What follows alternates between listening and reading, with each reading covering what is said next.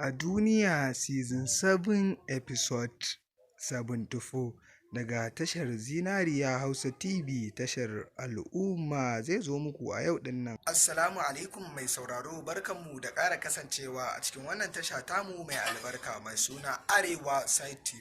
To mai sauraro, yau za mu kawo maka wani sharhi ko kuma ƙarin bayani akan shahararren fim na Hausa mai dogon zango mai suna A Duniya, wanda Zinariya Hausa TV take ɗaukar nauyin kawo muku a duk ranar Laraba kenan da karfe 8 mai sauraro.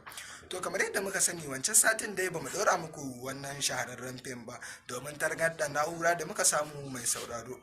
To mai sauraro, domin wannan shine dalilin da yasa wancan satin bamu ɗora muku wannan fim ba. To amma mai sauraro, dalilin haka muka tafi hutun sati ɗaya. To amma kafin kai ma cikakken bayani mai sauraro, idan wannan shine karanka na farko na ziyarar wannan tasha tamu mai albarka, da ka daure ka taba mana subscribe kana ka taba alamar kadarrawa, domin hakan shine zai baka damar samun zafafan videos dinmu a koda yaushe da zarar mun daura. To mai sauraro, wannan sharhi kacokan zai tafi ne kan wannan shahararren fim mai suna A Duniya. To mai sauraro, kamar yadda ka sani dai muka faɗa ma a baya, wancan satin bamu ɗaura wannan fim ba saboda dalilan da muka kawo ma. To amma wannan satin mun tafi hutu ne, za mu ɗora maka wannan bidiyo wani satin ranar Laraba. Don haka muna buƙatar subscribing ɗinka a wannan tashar, sannan ma tashar ya muna buƙatar subscribing ɗinka mai suna Zinariya Hausa TV.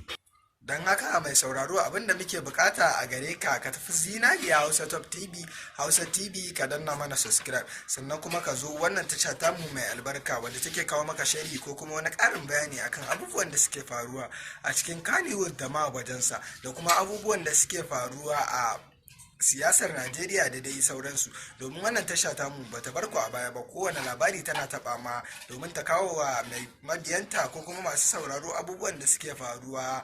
To mai sauraro, mun gode da jimirin kallon mu da kuke yi, amma za mu maimaita ma, idan wannan shine karanka na farko, ka daure ka taba mana subscribe kana ka taba alamar kadarrawa. Mun gode da jimirin kallon mu da kuke yi sosai da sosai.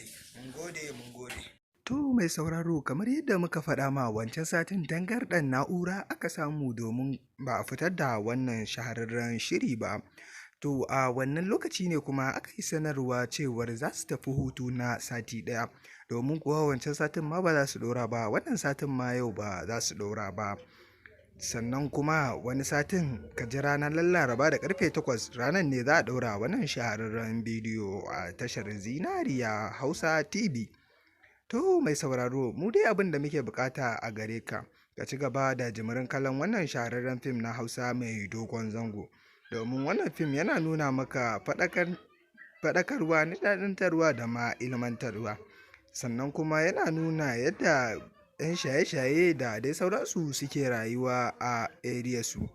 To mai sauraro, wannan shirin fim yana zuwa maka ne daga tashar Zinariya Hausa TV. Domin kuwa wannan tasha tana ƙoƙari wajen kawo muku bidiyos ɗinsu na A Duniya, domin kuwa bata bakku a baya ba mai sauraro.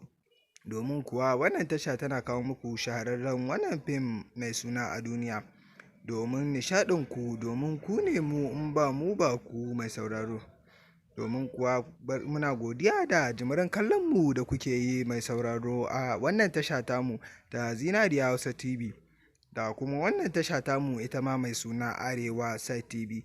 To mai sauraro, wannan shine sharhi ko kuma gaskiyar batu akan wannan shahararren fim mai sauraro, amma muna buƙatar wani abu a gare ka.